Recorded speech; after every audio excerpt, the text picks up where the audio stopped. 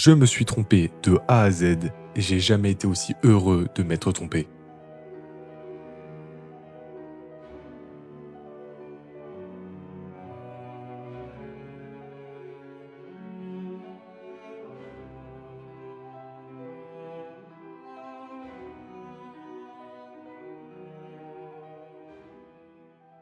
Dracula, donc le nouveau film de Luc Besson sorti ce 30 juillet 2025 en salle, est un film qui fera très polémique.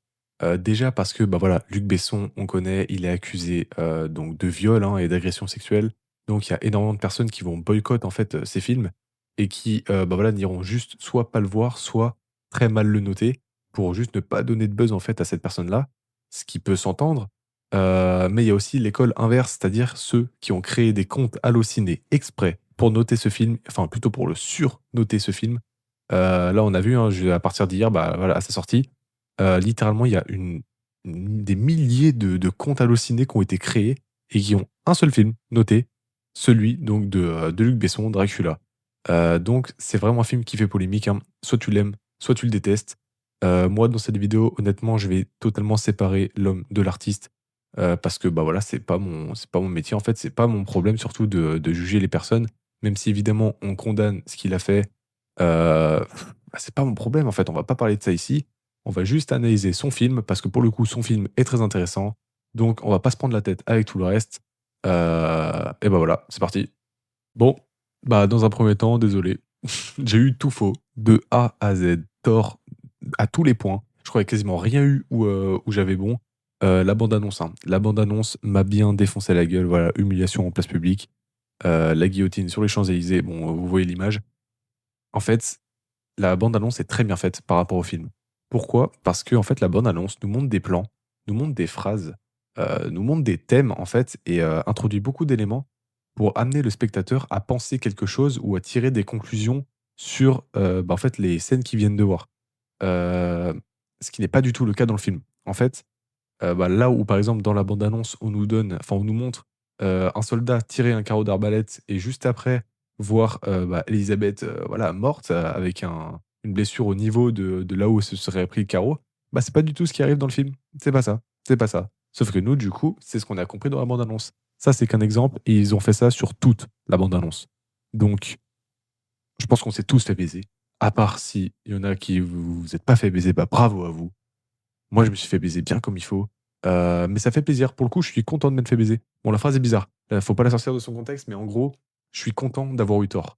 Heureusement que j'ai eu tort parce que c'est beaucoup mieux comme ça, en fait. Le film est bien mieux réalisé, c'est beaucoup plus cohérent, et on prend beaucoup plus de plaisir à, bah, voilà, à découvrir les scènes. Par contre, un des points qui a été beaucoup critiqué sur, du coup, ce nouveau film, Dracula, c'est qu'apparemment ce serait un plagiat du Dracula de, Francis Ford Coppola. Alors déjà, il y a plusieurs points, notamment déjà sur en fait, sur l'aspect de Dracula, hein, qui pour le coup, on va pas se mentir, se ressemble énormément. Voilà, je vous mets des images. Ils se ressemblent beaucoup, mais bon, en vrai, ça me choque pas, hein. Dracula, voilà, dans l'imaginaire collectif, il ressemble à ça. Là, oui, d'accord, ils ont quasiment la même coiffure, ils ont le même teint. Bah ouais, mais c'est le même personnage en vrai, donc même si c'est 2 adaptations différentes, c'est un peu normal qu'ils se ressemblent. Donc ça, moi, ça m'a pas vraiment choqué. Par contre, le deuxième où là, pour le coup, on peut pas le défendre, c'est que l'affiche de Dracula, donc celle-là, bah, est une copie conforme de Nosferatu. Ouais, là, ça va être compliqué de défendre, monsieur Besson. Je suis navré, je sais pas ce que tu as fait. J'espère que c'est volontaire, hein, j'espère que c'est un hommage à Nosferatu, parce que si c'est juste un plagiat pur et dur, c'est limite, frérot. Niveau réalisation, on a quelque chose quand même d'assez professionnel, d'assez qualitatif, parce qu'avec un budget de 45 millions d'euros, ça peut paraître très peu comme ça, sauf qu'en fait, en France, c'est un film français, par un réalisateur français. 45 millions d'euros en France, c'est un très gros budget. Et d'ailleurs, bah, c'est le film qui a coûté le plus cher de l'année, hein, c'est le film français qui a coûté le plus cher de l'année. Et honnêtement, ça se ressent. Ça se ressent parce que, bah, voilà, déjà dans la mise en scène, dans, la direction artistique, tout ça, on a vu qu'il y avait une patte quand même qui a été bien présente tout au long du film. Et moi, là où je l'ai plus vu, c'est sur les décors. Les décors ont été extrêmement bien soignés. Ça respectait parfaitement la cohérence de l'époque et bah, voilà, du thème un petit peu, fantastique, dans lequel on était. On voit notamment qu'ils sont allés tourner en Norvège, voilà, pour tous les plans, bah, enneigés. Par exemple, pour le château de Dracula, c'était en Norvège aussi, sur les plans sur la banquise, c'était en Norvège.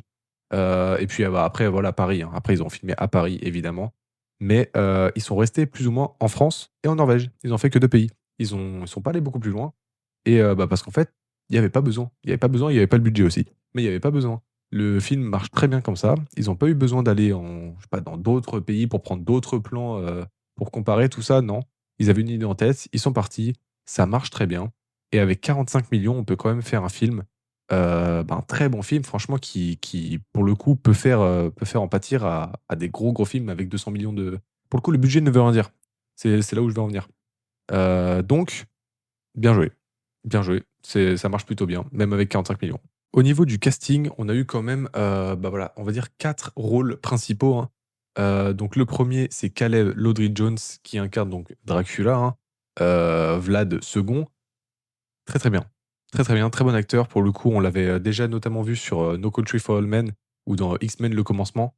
Bon, c'était pas la meilleure référence, mais, je veux dire que c'est quand même un acteur qui exerce depuis plusieurs années, qui connaît son métier, qui est bon dans son métier et moi j'ai trouvé qu'il incarnait très, très bien son rôle. Même si au début j'ai eu un petit doute, dans quand on l'a vu Dracula vieux là, mais en fait, ça s'est lissé avec le film et en fait, plus tu le vois, moins c'est choquant et surtout plus tu le vois, plus il est bon. Donc en fait, bah, voilà, c'est un très bon acteur, il a très bien incarné son rôle. Moi, j'ai rien à dire sur ça, j'y croyais. L'émotion, il la transmettait bien, on comprenait bien ce qu'il disait. Il y a eu un gros effort aussi qui a été fait sur, l'accent, parce que Dracula est censé avoir, voilà, un accent et bah, du coup, Caleb a travaillé pendant, je crois 2 semaines, 3 semaines sur son accent pour, être vraiment crédible, dans le film. Donc bah, en fait, c'est génial, bravo à lui. Donc voilà, très bon personnage. Le deuxième rôle dont j'aimerais parler, c'est celui de Zoé Bleu Sidel. Mon Dieu, oh le pain. Une boulangerie, elle toute seule, elle fait les chouquettes, les croissants, les pains au chocolat, elle fait tout. Ça, c'est de un. Et de 2, quelle actrice! J'ai été étonné parce elle a déjà joué dans d'autres rôles avant, mais elle a jamais eu vraiment de rôle, important ou, en fait, elle a jamais eu plus de temps à l'écran que dans Dracula. Donc, c'était un peu une première pour elle, et mon Dieu, qu'elle est douée. Elle est extrêmement douée. En fait, je saurais pas comment dire, mais son jeu d'acteur est parfait et je pense que son personnage lui colle aussi parfaitement. Le personnage d'Elisabeth, ou Elisabetta, moi je dirais Elisabeth par souci de facilité, lui colle parfaitement. On a l'impression que sa personnalité elle-même, sans la connaître, se rapproche déjà un peu de son personnage. Donc en fait, elle l'incarnait tellement, c'était tellement facile que bah, en fait, toutes les scènes qui se voulaient bah, voilà, un peu émouvantes ou un petit peu compliquées à jouer, bah, en fait, elle le faisait facilement. Elle le faisait facilement et j'ai été fortement étonné d'à quel point elle a pu me tirer 3 larmes dans le film. Oui, voilà, je le dis, elle m'a tiré 3 larmes. Mais à chaque fois, c'est elle. Je sais pas pourquoi, elle m'a ému. J'ai été touché par elle. Je sais pas, l'émotion qu'elle transmettait, je la ressentais vraiment. Pour le coup, j'y croyais tellement. J'étais focus dessus. Dites-vous, j'ai acheté un popcorn à 11 balles, j'y ai pas touché parce que j'étais focus sur le truc. Enfin bref, c'était un délire. Mais bah, extrêmement bonne surprise. Donc le troisième rôle quand même assez important du film, c'est celui de Christopher Waltz. Donc voilà, donc il joue le prêtre, qui joue un prêtre chasseur de vampires.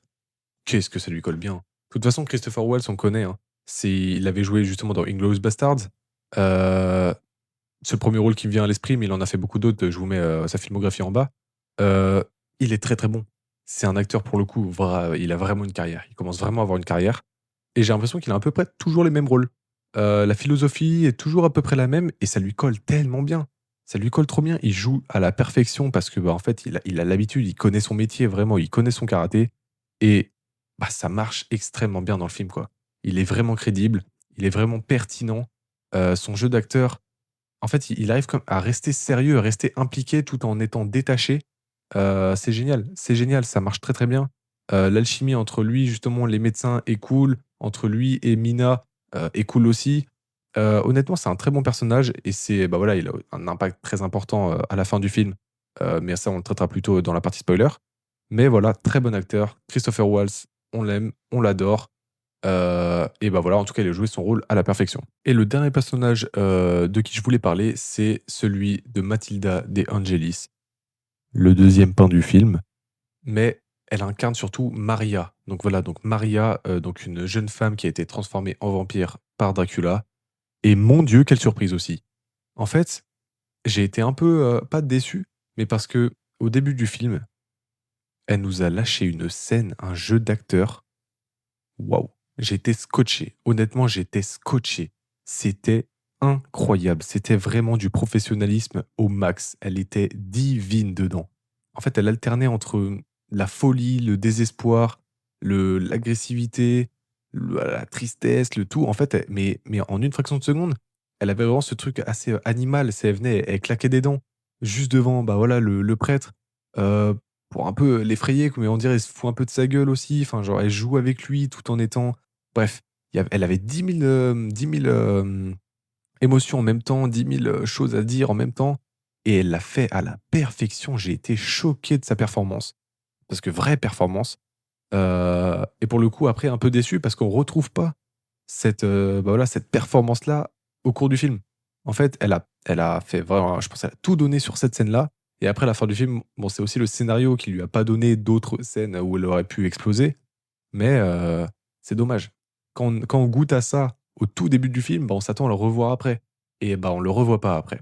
Alors ça veut pas dire qu'elle est mauvaise après, c'est une très bonne actrice, hein, mais elle était vraiment pas mauvaise, mais on retrouve pas, voilà, le même, la même qualité de d'acting qu'elle nous a proposé à la première scène. Je vais survoler un peu tout ce qui est direction artistique, mise en scène parce que, c'est assez classique. Honnêtement, c'est assez classique, voilà, c'est du fantasy, hein, c'est du fantastique avec une petite touche d'horreur. Et une petite touche d'humour aussi qui était pas désagréable. De temps en temps, on avait des petites touches d'humour. Alors heureusement qu'elles étaient pas trop nombreuses, parce que pour le coup, ça aurait dénaturé complètement le film. Mais là, honnêtement, ça allait, hein. Ça faisait plaisir de temps en temps. Mais voilà, niveau DA, bah, voilà, on connaît, hein, franchement, c'est assez classique. Il a pas réinventé l'eau chaude. Il y a quelques éléments de mise en scène, comme une petite larme sur, voilà, sur, Jésus sur la croix, une petite larme de sang qui coule. Quelques effets aussi avec, bah, voilà, avec les vampires, avec le sang, tout ça, mais franchement, c'est anodin. J'ai rien vraiment à relever dessus, donc on va passer directement à la partie spoiler. Donc, le film nous raconte l'histoire de Vlad II, qui est un prince de Roumanie, et de sa femme, de l'amour de sa vie, Elisabeth. Donc en fait, l'histoire commence avec, une attaque. En fait, voilà, Vlad II, son château se fait attaquer, donc il va défendre son château, mais malheureusement pendant cette attaque, sa femme décède tragiquement, et donc Vlad décide de renier complètement Dieu, parce qu'il n'a pas pu protéger, il n'a pas su protéger sa femme. Et de cette décision-là, bah, Dieu en fait, punit Vlad en le condamnant à errer dans l'ombre et pour l'éternité. Donc en fait, il devient un peu un vampire Dracula comme ça grâce à cause d'une punition divine, et tout au long du film, Vlad va chercher à retrouver sa femme parce qu'il pense qu'elle pourrait se réincarner, car Dieu réincarne certaines personnes très pures et Élisabeth est une personne extrêmement pure. Donc il croit dur comme fer qu'elle va un jour se réincarner, et il passe tout le long du film à la chercher jusqu'à ce qu'un jour, il la trouve.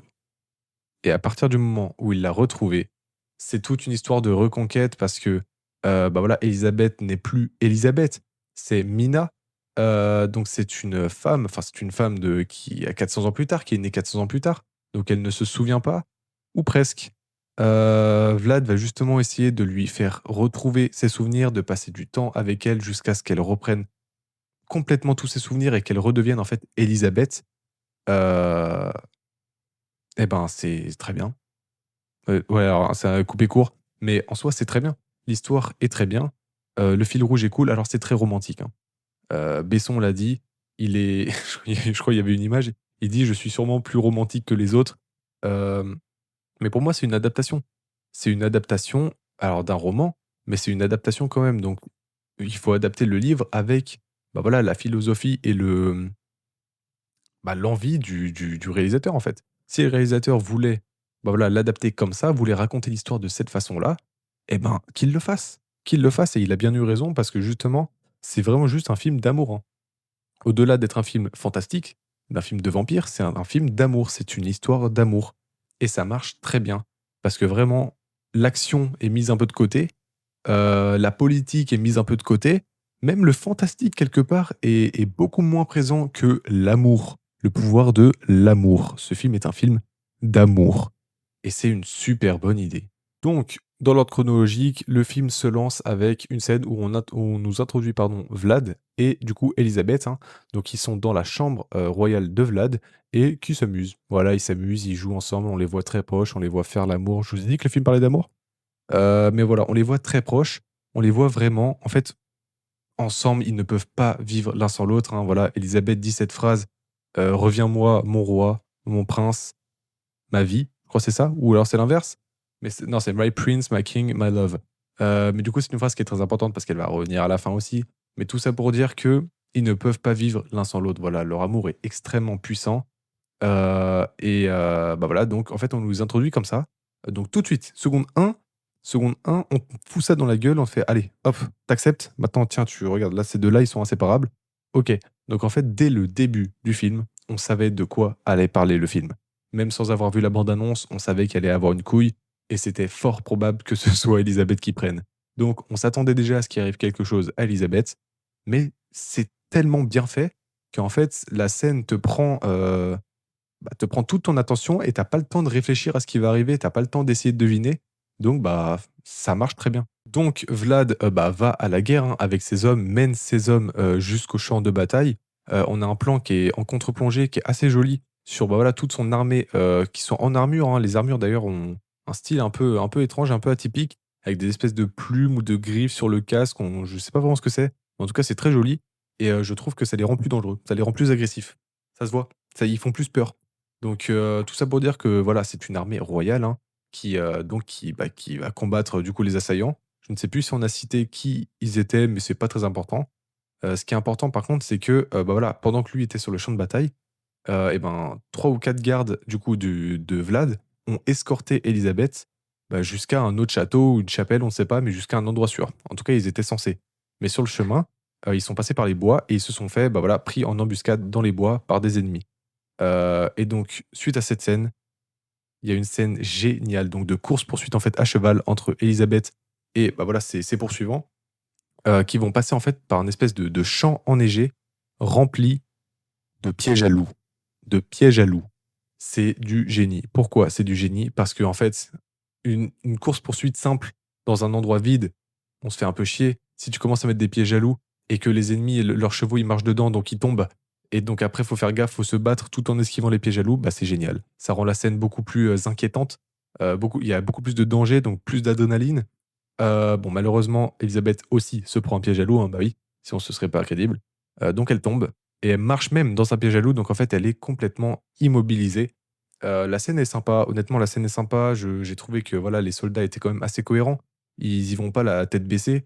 Voilà, ils cherchent avec leurs épées au sol pour voir s'il y a des pièges ou pas. Ils avancent très lentement. Et pendant ce temps-là, bah voilà, il y a un des soldats qui était allé prévenir, bah, du coup Vlad, Vlad revient, il se prend aussi un piège à loup. En revenant un peu en Superman pour venir sauver, voilà, sa femme, son cheval se prend un piège à loup aussi. Ils sont tous foutus piège à loup. Foutus piège à loup, ça marche tellement bien, c'est une super bonne idée. Mais du coup, Vlad se bat contre, bah, voilà, ces soldats-là. Mais un des soldats était déjà très proche d'Elisabeth. Il lui restait même pas 1 ou 2 mètres. Et comme il était assez loin, et ben en fait, Vlad lance son épée. Alors, il la lance super bien, hein, parce qu'une épée, c'est pas une arme de lancer, mais bon, bref. Il lance son épée, et malheureusement, ça transperce l'ennemi, mais aussi Elisabeth.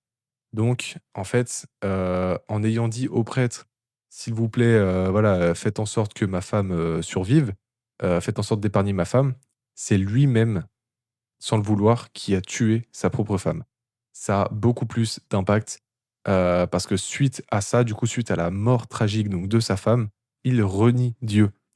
Il a fait: «Je ne suis plus à toi, ma vie ne t'appartient plus, je te renie», et il prend même justement la même pose que enfin la même pose.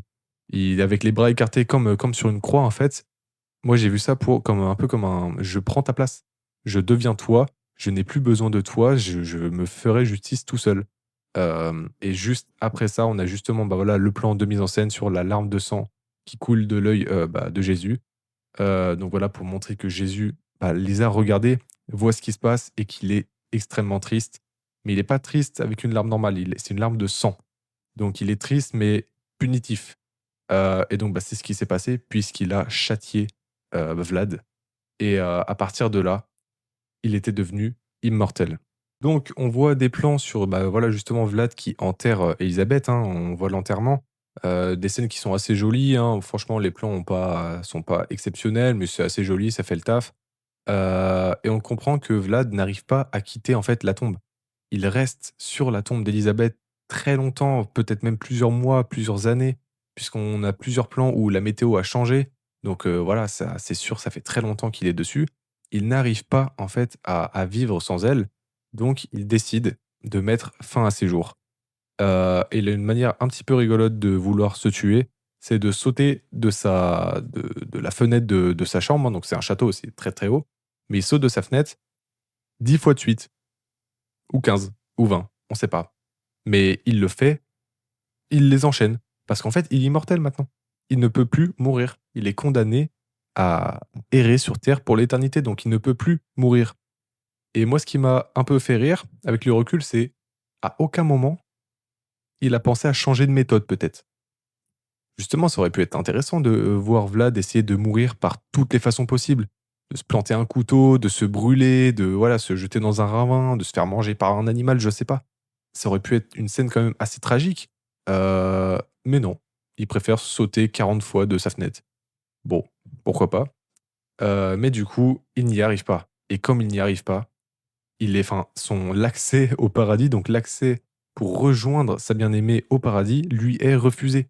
Donc il est encore plus au fond du trou. On voit bien que le personnage, bah voilà, est extrêmement triste, il est dépité, il est vraiment, bah voilà, en plein bad, hein, et en pleine dépression. Et on a un plan assez sympa où il s'allonge sur le lit et juste à côté, bah, il y a la robe encore d'Élisabeth, qu'elle devait mettre, bah, voilà, juste avant. Mais et on la voit, elle est toujours là à la fin du film. À la toute fin du film, la robe est toujours là. Il a jamais rien bougé. Il a rien touché à ses affaires. Il ne pouvait juste pas vivre sans elle. Donc, bah, voilà, c'était quand même assez compliqué pour lui et je trouve que les acteurs et bah, voilà, la musique aussi qui accompagnait, ont bien appuyé sur la tension et sur la gravité, bah, de cette scène. Donc à partir de ce moment, Vlad part visiter en fait le monde, chercher sa femme dans le monde entier. On a plusieurs plans assez sympas, on voit qu'il est allé en Inde, qu'il est allé en Angleterre, qu'il est allé en France, j'ai pas les autres pays, mais il a fait plusieurs autres pays. Donc il a vraiment visité le monde entier, hem, sans trouver sa femme. Il ne l'a jamais trouvée, donc il a changé de stratégie, que j'ai trouvé d'ailleurs hyper intéressant, on va en parler. Il s'est dit en fait: «Si je ne peux pas trouver les femmes, si moi en allant vers elles, je ne la trouve pas, je vais faire venir les femmes à moi». Et comment on fait ça? Avec un parfum. Donc pareil, il a profité de tous ses voyages dans tous les pays du monde pour récolter les meilleures plantes, les meilleures fleurs, les meilleures saveurs, les meilleurs fruits, pour en fait créer un parfum totalement fou, divin, qui en fait rend fou n'importe quelle femme. N'importe quelle femme qui sent cette odeur-là devient folle, amoureuse, en fait devient folle tout court de lui. Donc de cette façon-là, il a visité plusieurs pays différents. En fait, il a refait tous les pays, hein, mais il a avec du coup ce fameux parfum, sans trouver Élisabeth. Ça n'a toujours pas marché, mais les scènes par contre sont exceptionnelles. Surtout je pense à la scène à Versailles, qui est la dernière scène de sa recherche en fait, où il fait danser tout le monde. Il arrive donc à Versailles, hein, voilà, dans la noblesse, il met son parfum et tout le monde pète un plomb et il fait danser tout le monde. Ils font tous un espèce de ballet, une scène qui est magique. La musique est géniale, la chorégraphie est géniale, l'ambiance est géniale. Tout est génial dans cette scène. Vraiment, c'est une super bonne idée. Vraiment, c'est une super bonne idée. Tu vois surtout les gens qui pètent un plomb à l'arrière-plan. Tu vois, qui commencent à se goinfrer, voilà, mais vraiment qui mangent comme des porcs alors que c'est des nobles, normalement. On voit des personnes qui font l'amour au fond, on voit des gens qui sautent par la fenêtre. Enfin, tout le monde pète totalement un plomb à cause de l'odeur, à cause de ce fameux parfum. Et malheureusement, tout ça, bah, ne sert à rien puisqu'il ne trouve pas Élisabeth. Donc, sans trouver Élisabeth, au bout de ça devait faire déjà 400 ans, hein, bah, en fait, il pète un plomb. Il pète complètement un plomb, il sombre dans le désespoir et d'un coup, ses canines poussent, ses pouvoirs un petit peu, bah, voilà, il en tout cas, c'est la première fois qu'on les voit à l'écran, il utilise ses pouvoirs, ses canines poussent et il mord toutes les femmes de l'assemblée. toutes les femmes présentes à Versailles, il les mord et il les fait devenir donc des vampires. La scène était géniale aussi parce qu'en fait, quand il mord, bah, voilà, le coup de ces femmes-là, c'est en musique aussi, c'est rythmé. Donc la scène est super cool. Mais du coup, toutes ces femmes-là deviennent des vampires, dont Maria. Voilà, donc incarnée par Mathilda de Angelis. Maria était donc à Versailles et donc elle a 130 ans aujourd'hui. Mais elle est devenue un vampire, donc elle peut vivre beaucoup plus longtemps. Mais du coup, en fait, il a décidé, au lieu de chercher, bah, je vais, voilà, demander en fait à tous ces nouveaux vampires de chercher à ma place. Et bah voilà, c'est intéressant parce que du coup, à partir de ce moment-là, Vlad ne s'est jamais nourri. Vlad n'a jamais bu une goutte de sang ou alors très très peu. Parce qu'on le voit que voilà, quand Jonathan entre dans son château, on y reviendra après, il est très très très très vieux, très waouh. Il est pas beau, il est pas beau. Il est fort, hein, il a ses pouvoirs, tout ça, mais il est pas beau. Et quand il a besoin de se renourrir, toujours on en parlera après, il redevient jeune. Donc en fait, on comprend que c'est en se nourrissant, en buvant du sang, en fait, qu'il maintient une espèce de jeunesse éternelle. Mais donc voilà, quand il a transformé toute l'assemblée, il est rentré à son château. Il a ordonné à tous les vampires du coup de chercher sa femme et il est resté à son château sans rien faire. Et donc c'est un jour où Maria, voilà donc la femme qu'il avait transformée à Versailles, bah en fait trouve Mina. Donc en fait elle trouve Elisabeth, mais c'est Elisabeth réincarnée. Donc Elisabeth ne s'appelle plus Elisabeth, elle s'appelle Mina et elle tombe sur elle. Donc en fait, Maria, ouah, je vais y arriver. Maria comprend qu'elle vient de trouver Elisabeth et se rapproche d'elle. Bah voilà, elle se rapproche d'elle et devient très amie avec elle pour voilà ensuite l'emmener à Dracula. Mais au long de cette soirée, en fait, un prêtre rentre bah voilà, dans l'assemblée et bah voilà, les vampires ils sont un petit peu allergiques à tout ce qui est christianisme. Donc bah, en fait, elle pète un plomb. Elle pète un plomb et elle agresse ce prêtre-là. Du coup, elle se fait capturer, en fait, elle se fait capturer et emmener en prison. Donc elle ne pouvait pas, en fait, amener Mina à Dracula. Donc Dracula ne savait toujours pas que, bah, voilà, que sa femme était, réincarnée, jusqu'au jour où Jonathan, donc qui était en fait un avocat, hein, d'ailleurs très bon personnage Jonathan, il a pas beaucoup de scènes importantes, mais je l'ai trouvé très cohérent, sa personnalité est très bien, on y reviendra un peu plus tard. Mais où Jonathan va en fait au château de Dracula, donc en Roumanie, pour, je crois, lui parler d'un espèce de truc de prêt de terrain, tout ça, je sais plus de quoi il parlait, je sais plus. Mais ce qui est important, c'est que dans son sac, il avait un crucifix qui lui avait été donné du cocher, hein, parce que le cocher était assez superstitieux et on racontait que les environs étaient, dangereux, donc il lui avait donné un crucifix et en sortant les dossiers de son sac, bah, Jonathan fait tomber le crucifix. Dracula le voit, donc Dracula qui l'avait déjà invité chez lui, hein, qui avait répondu à ses questions, qui lui a donné à manger et ben, tombe sur, le crucifix et demande à Jonathan s'il est croyant. Heu, Jonathan répond: «Non». Il répond: «Non». C'est important. Cette phrase, elle est importante. Elle peut paraître anodine, mais elle est importante vu qu'on sait que, bah, du coup, voilà, Dracula ne croit absolument plus en Dieu et surtout a renié Dieu et on a Jonathan qui dit qu'il n'est pas croyant et qui rejette un peu la faute, voilà, sur le cocher.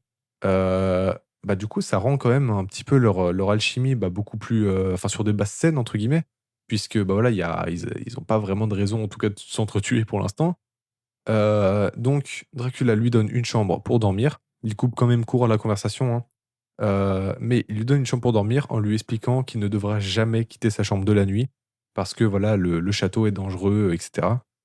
Évidemment, Jonathan quitte sa chambre et tombe sur Dracula dans son cercueil. Parce qu'évidemment, un vampire, ça dort dans un cercueil. Donc il tombe sur son cercueil et bah, voilà, il se fait attraper, quoi. Et au moment où Dracula allait le manger, enfin, en tout cas, allait lui sucer le sang, il lui demande une dernière volonté. Et sa dernière volonté, c'est de connaître toute la vie de Dracula. Et Dracula, pris un peu de compassion, lui, accorde. Donc Dracula lui raconte toute sa vie. La scène est un peu cool, hein, voilà, on nous remonte des scènes qu'on avait déjà vues avant. Heu, il est attaché, on voit qu'il a peur, mais il arrive quand même à être un peu sérieux. On voit qu'il est vraiment fasciné, qu'il a vraiment envie de connaître la vie de Dracula. Dracula, lui, bah, à part son rire, si, une scène où il rigole là, bon, c'est un peu mauvais, mais son rire. Mais voilà, ça dure pas longtemps, donc en soi, c'est pas un problème. Donc Dracula lui raconte toute sa vie et à la fin, donc Jonathan comprend qu'en fait, bah, voilà, tout ce qu'il a fait Dracula, c'était pour l'amour, pour son amour et Jonathan, bah, lui dit: «Vous ne pouvez pas me tuer parce que sinon, moi aussi, vous me feriez perdre l'amour de ma vie». Et pris un peu de compassion, bah, voilà, Dracula lui demande une photo, de à quoi ressemble en fait, voilà, sa femme et comme Jonathan avait un médaillon avec sa photo dedans, il le prend, il regarde et c'était Mina. C'était Elizabeth. Donc Jonathan est le futur mari d'Elizabeth réincarnée. C'est un peu compliqué, mais c'est là. Bref, la séquence était un peu longue, mais tout ça, en fait, nous emmène quelque part. Et il faut que vous soyez au courant de ça pour comprendre ce qui va arriver après, parce que ce qui va arriver après, c'est ni plus ni moins que la meilleure scène de tout le film. Donc Dracula, ayant conscience que enfin sa femme bah voilà, a été réincarnée, veut tout faire pour aller la retrouver, évidemment. Sauf qu'il est vieux, il est vieux, il est décrépit. Donc en fait, il a besoin de se nourrir. Il faut qu'il boive du sang et du sang frais. Alors qu'est-ce qu'il fait? Il se fait passer pour un mendiant et en fait, il va dans un monastère de nonnes et il se fait passer pour un mendiant pour que les nonnes, bah, voilà, l'accueillent et il bouffe les nonnes. C'est génial, la scène est exceptionnelle. En fait, il utilise son parfum.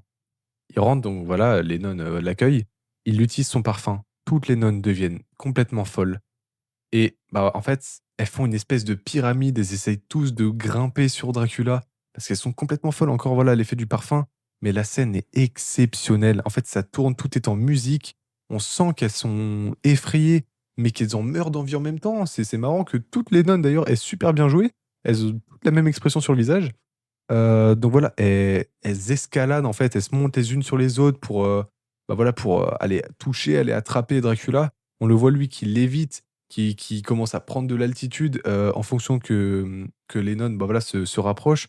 La scène est géniale, les plans sont géniaux. Bah, voilà, en plus la fin de la scène est géniale aussi puisque, bah, voilà, il mord le cou donc d'une nonne, donc il se nourrit.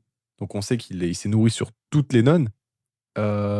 Luc Besson l'a dit lui-même, c'était la scène la plus dure à tourner, la plus compliquée, parce que énormément de bah, c'est hyper dur, parce que c'est très artistique, c'est presque un ballet. Elles dansent presque, en fait. Vraiment les nonnes, c'est un peu chaotique, leur mouvement, c'est un peu chaotique. On dirait qu'elles se montent un peu les unes sur les autres, un peu qui sera la plus forte, sauf qu'en fait, c'est quand même vachement organisé et ouais, on dirait presque qu'elles dansent, quoi et on voit, bah, voilà, Dracula qui tourne sur lui-même, tout avec la caméra qui tourne aussi autour, la musique qui est extrêmement prenante. Non, c'est génial.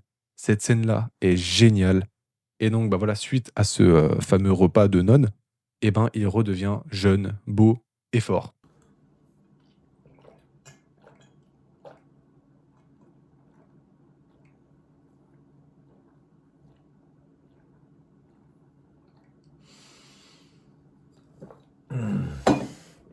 Buvez l'eau, les jeunes. Ouais, dans 20 ans, il y en aura probablement encore. Donc, Dracula redevenu tout beau, tout propre, bah, en fait, va délivrer, Maria. Donc Maria, donc voilà, qu'on rappelle qui était enfermée, dans la prison. Il va la délivrer, il la fait sortir de prison pour qu'elle aille, en fait, chercher, elle, Mina. Voilà, Mina, c'est Elisabeth, Maria, c'est la vampire. Donc, bah, voilà, Mina est très, étonnée de la voir sortir, de prison comme ça, parce qu'elle était censée sortir dans beaucoup plus longtemps. Mais elle pose pas trop de questions et surtout que voilà, Maria lui force un peu la main, fait: «Viens, on sort, j'ai un ami, qui, bah, voilà, qui nous invite ce soir». Cet ami, c'est bien évidemment Dracula. Donc, bah, elle le suit, elle s'habille, elle le suit et on a une séquence de, je pense, 10-15 minutes qui est assez sympa. Déjà, on a une première scène où, bah, en fait, Dracula revoit Élisabeth pour la première fois depuis 400 ans.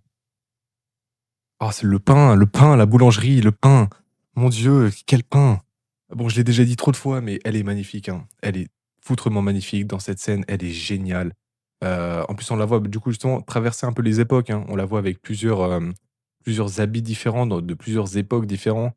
Donc, bah, voilà, ça appuie vraiment sur le fait que c'est la même, quoi. C'est Élisabeth. Et du coup, bah, lui, il est un peu, décontenancé, tout ça. On le voit, hein. L'homme dangereux qu'on a vu abattre toute une cathédrale de nonnes, là, il bégaye devant une femme. Donc en fait, voilà, le contraste est génial. Mais toute la soirée qui va suivre, en fait, ils sont à une espèce de fête foraine Bon, fête foraine en 1800, hein, mais une fête foraine, voilà, il y a des activités, il y a des jongleurs, il y a du tir à la carabine, il y a plein de choses. Mais du coup, la scène est un peu drôle, elle est un peu marrante, elle fait du bien. C'est une scène un peu légère où, bah, voilà, où les filles s'amusent, hein, donc Maria et Mina s'amusent et bah, Dracula reste un petit peu avec elle et essaye quand même de se rapprocher, bah, voilà, de Mina.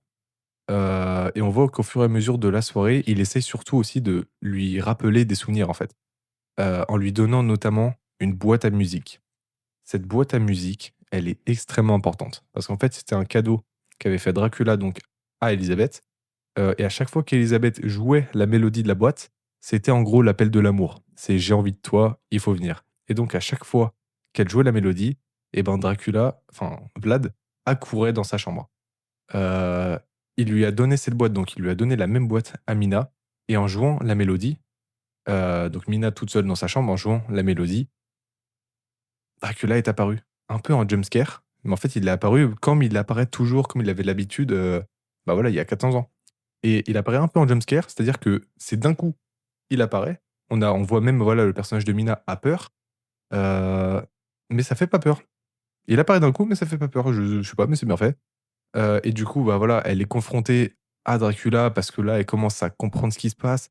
C'est vrai qu'elle se rappelle des souvenirs, tout ça, mais elle a quand même vécu, bah, voilà, toute sa vie en tant que Mina. Donc il y a une espèce de duel mental entre, qui elle est et qui elle est. Faut suivre. Mais du coup, ouais, Dracula arrive, en fait, finalement à, bah, voilà, à force de lui rappeler les souvenirs, à lui faire rappeler qu'elle est Élisabeth. À partir de ce moment-là, Élisabeth est revenue. Mina n'est plus Mina. Mina est donc Élisabeth, je dirais même Elisabetta. Et donc, bah, en fait, voilà, ils se sont retrouvés, voilà, câlin, bisous, tout ça. Ils sont très heureux de s'être retrouvés, et ils décident donc de fuir, en fait. De fuir parce que mine de rien, et ben, le prêtre là par, Christopher Waltz, bah, c'est un chasseur de vampires. Il commence à reprendre la trace de Dracula jusqu'à ce qu'il comprenne que Dracula était juste au-dessus de lui, hein. Voilà, donc c'était dans une pièce un petit peu, j'en ai pas parlé, mais c'était pas très important. Mais, voilà, en gros, il a toujours, bah, voilà, le prêtre, les chasseurs de vampires à son cul, en fait. Donc il fuit. Il fuit et il ramène, bah, Élisabeth en Roumanie, dans son château. Et donc, une fois les 2 revenus, bah, en Roumanie, dans leur château, en gros, chez eux, bah, voilà, on comprend qu'en fait, ils ont été suivis, hein, par justement, par les chasseurs de vampires, hein, qui arriveront dans pas très longtemps. Et donc, bah, il me semble que c'est un des sbires de, justement, de Dracula qui lui conseille de fuir. Mais lui, il dit: J'ai retrouvé ma maison. C'est elle ma maison. Je reste avec elle. C'est ici qu'on vit. C'est ici, donc on ne bougera pas. Donc, bah voilà, c'est très symbolique. Il a retrouvé à la fois, bah, sa maison, physique, les briques, voilà, le château, et à la fois sa maison, émotionnelle, sa maison de cœur, son amour, donc, bah voilà, Élisabeth. Donc, on ne bougera pas, on restera là, et s'il faut se battre, on se battra. Bon, sauf que c'est Dracula, donc il va en casser des culs. Mais ça nous permet aussi d'avoir une scène un petit peu marrante avec les gargouilles. J'en ai pas parlé au début, mais les gargouilles, c'est un peu les remplaçantes, enfin, ou plutôt les si, ouais, les remplaçantes des 3 femmes, des 3 espèces de succubes, dans le film de Coppola. Voilà, dans le film de Coppola, il y a 3 vampires, succubes un petit peu sexy, tout ça, qui en fait, bah, voilà, servent Dracula. Dans ce film, elles ont été remplacées par des gargouilles. Des gargouilles qui apparemment regardent Avengers et qui aiment bien le personnage de Black Widow, puisque lors d'un combat, il y en a une qui fait la technique de Black Widow. No joke. Il y a vraiment une gargouille qui fait la technique de Black Widow à un soldat. Bref, on pose pas de questions. J'espère quand même que c'est fait exprès, que c'est un petit peu marrant, juste un truc comique comme ça. Mais les gargouilles sont en gros des petits serviteurs un peu débiles, mais qui offrent quand même des scènes un peu sympas. Donc, bah, voilà, arrive à ce qui devait arriver. Les chasseurs de vampires retrouvent en fait la trace donc de Dracula jusqu'à son château et prennent d'assaut le château. Ça commence avec des coups de canon, en fait, des boulets de canon qui atterrissent directement dans la chambre, bah, de Dracula, donc là où étaient Élisabeth et Dracula. Donc c'est la merde, et Dracula, bah, voilà, part défendre son château en laissant Élisabeth donc dans la chambre. Donc on a, voilà, beaucoup de combats. Là, c'est là que vraiment on voit beaucoup plus le combat à l'épée, l'importance de la chorégraphie de combat qu'on a vue, parce que, voilà, forcément avant, bah, enfin, plutôt dans les films d'aujourd'hui, on est beaucoup habitué à de l'arme à feu, voilà, à des fusils, à des pistolets, tout ça. Alors que là, on est vraiment retour aux sources, combat à l'épée, Tout le film, c'est du combat à l'épée, donc c'est génial, c'est assez génial. Les chorégraphies sont bien faites, hein, ils ont taffé longtemps dessus, donc voilà, pour avoir vraiment un rendu, bien, une belle chorégraphie, donc ça, c'est sympa. Surtout qu'il y a des combats dans plusieurs endroits différents. Il y en a dans une chapelle, il y en a dehors, il y en a à l'intérieur, dans les escaliers, il y en a un peu partout, donc ça offre, bah, voilà, des possibilités, et des situations, différentes, qui sont pas désagréables. En plus de ça, bah, voilà, on a du coup les gargouilles qui protègent aussi, bah, voilà, les lieux, en fait. Donc ils se battent, contre les soldats en faisant les techniques de Black Widow. Mais voilà, ils sont là, ils se battent, ils aident en fait, bah, voilà, Dracula à défendre les lieux, qui est une scène franchement assez sympa. Mais on rappelle que, Élisabeth qui est en haut, elle continue de se faire canarder par contre. Elle, elle se fait canarder, des boulets de canon, elle s'en prend 3 ou 4 là dans les murs, je sais même pas comment elle est pas ensevelie, mais on pose pas de questions, on pose pas de questions. Et pour le coup, dans cette scène, quelque chose que j'aime beaucoup, c'est le personnage donc du prêtre, hein, de Christopher Waltz, du prêtre chasseur de vampires qui ne fait rien. Il ne fait rien parce que c'est un homme de Dieu. Et en fait, il est dans la pièce, hein. Tout le monde se bat autour de lui, mais lui, rien. Il marche ou alors il est immobile. Même voilà, dans la pièce où Dracula, bah, voilà, est en train de tuer tous ses hommes, il ne bouge pas. Il ne fait rien, il essaie pas de se défendre, il n'essaie pas de fuir. Il ne bouge pas. En fait, bah, voilà, je trouvais que le personnage était très, cynique. Il est très cynique le personnage et vraiment il est très froid, mais en même temps assez sûr de lui. C'est un chasseur de vampires, voilà, et son ordre, l'ordre des chasseurs, ça fait plus de 400 ans qu'il traque, donc il connaît, voilà, il connaît son métier. Mais, je sais pas, en fait, il avait absolument pas peur. Ça sentait pour le coup qu'il n'avait pas peur de Dracula. Même alors qu'il venait de le voir tuer une trentaine de d'hommes sous ses yeux. Mais il n'avait pas peur de lui. Il savait en fait, je pense qu'il avait la connaissance, c'est tout. Il connaissait pourquoi, il savait comment il était devenu comme ça, il sait quel pouvoir il a et donc bah, voilà, la peur, disparaît avec la connaissance. Donc je pense que comme c'est un homme de Dieu, il a déjà la foi et ça doit aussi être un homme de science paradoxalement, bah, voilà, à sa foi, parce qu'il étudie en fait, bah, voilà, ce phénomène-là, donc les vampires. Donc il s'est renseigné, ils savent que les vampires peuvent brûler au soleil. On la voit justement, on le voit au début du film, ausculter Maria, donc dans la prison. On le voit vraiment, il lui soulève les gencives, il lui donne des gouttes de sang pour voir voilà, son état. Il ouvre le rideau pour qu'il se fasse brûler. Enfin, on voit vraiment qu'il l'ausculte un peu comme un médecin. Donc voilà, il est à la fois très scientifique et très croyant, ce qui est normalement pas compatible. Donc en fait, le personnage est super intéressant et bah, c'est un peu lui, en fait, que, bah, le film se finit puisque, là où, en fait, le salut de Dracula, c'était Élisabeth et ben, Dracula, c'est la damnation, en fait, c'est la damnation d'Élisabeth. Oh là! Attends, je sais pas si je me suis perdu ou pas, mais en tout cas, bref, là où Élisabeth est un cadeau pour Dracula, bah, Dracula est un péché, est un cadeau empoisonné pour Élisabeth et donc en fait, si il la mord, s'il la fait devenir un vampire pour l'éternité, bah, ils seront ensemble et bah, en fait, il lui apportera que de la merde, quoi. Donc finalement, Dracula se laisse convaincre par, bah, justement le prêtre et bah, en fait, se laisse tuer par le prêtre. Avec une scène déchirante, donc voilà, où Dracula ferme de force, la porte. Donc on a Élisabeth qui est derrière la porte, qui crie, j'ai aussi lâché une larme à ce moment-là, mais elle crie vraiment de putain, ça venait des tripes. Moi, c'est ça qui m'a eu. C'est ça qui m'a eu. Son jeu d'acteur était fascinant, vraiment fascinant. Les musiques appuyaient beaucoup, là-dessus et voilà et on voit donc le prêtre qui, prend son pieu, son marteau et qui, bah, voilà, enfonce le cœur de Dracula et en même temps, on a un coup de canon, un cri d'Élisabeth et bah, voilà, le bruit du pieu, dans le cœur de Dracula en même temps, sur la même frame. Je sais pas comment ils ont fait, mais c'était super bien. Honnêtement, en plus en Dolby Atmos, voilà, ça doit être fou, mais une scène déchirante qui est suivie d'une autre scène déchirante. Donc voilà, Dracula vient de se faire perforer le cœur. Ses pouvoirs commencent à s'amenuire. On voit des flammes qui s'éteignent, on voit les gargouilles qui tombent. Voilà et lui a réussi à être traîné, en fait, Élisabeth a réussi à le traîner jusqu'au lit, et on le voit, bah, voilà, qui revieillit tout d'un coup, hein. Il passe de jeune et fort bah, voilà, à son apparence qu'il avait, au début du film. Donc voilà, très vieux et bah, voilà, pas en forme du tout et bah, il a juste le temps de dire une phrase, heu, qu'il tombe totalement en poussière. Il tombe d'un coup. Il fait choum, d'un coup, comme ça, sans prévenir personne. C'est très fort. Honnêtement, c'est très fort. Parce que d'accord, on a eu pendant 2 minutes déjà la scène où, voilà, elle pleure, elle essaie de le tirer, mais il est quand même assez lourd, donc elle a du mal. On voit qu'elle essaie de tout faire pour, bah, voilà, pour l'aider, et le fait qu'il parte d'un coup comme ça, qu'il tombe en lambeaux d'un coup, ça fait une rupture tellement brutale.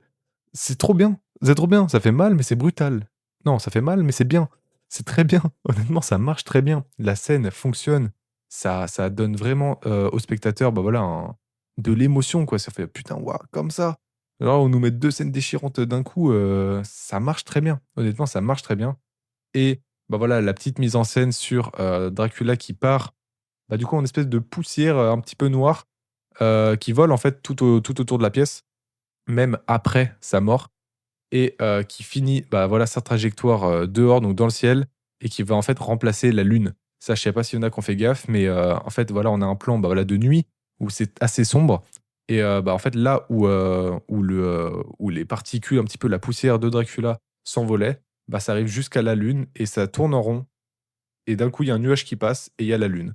Donc voilà, petite, fallait faire gaffe, mais c'était très sympa. On a donc, une scène aussi qui est assez importante pour le personnage de Jonathan, qui est en fait, voilà, juste à la mort de Dracula, Elizabeth fond en larmes sur le lit et en fait, il rentre dans la pièce, il l'appelle Mina, hein. Il l'appelle, on comprend que, bah, voilà, qu'il allait lui demander de rentrer à la maison, avec lui, quoi. Parce qu'ils sont censés être mariés quand même et il comprend, il jette un œil et il comprend que ce n'est plus Mina, c'est Elizabeth, c'est une autre femme complètement et il tourne le dos et il part. C'est génial. C'est génial. Le personnage est vraiment perspicace, le personnage est intelligent, il est fidèle à lui-même. C'est vraiment un très bon personnage qui a réussi à renoncer à son amour comme ça, hein. Il était marié quand même à la base, hein, enfin, elle avait dit oui. Il a réussi à renoncer à son amour en, bah, voilà, en un tournement de talon.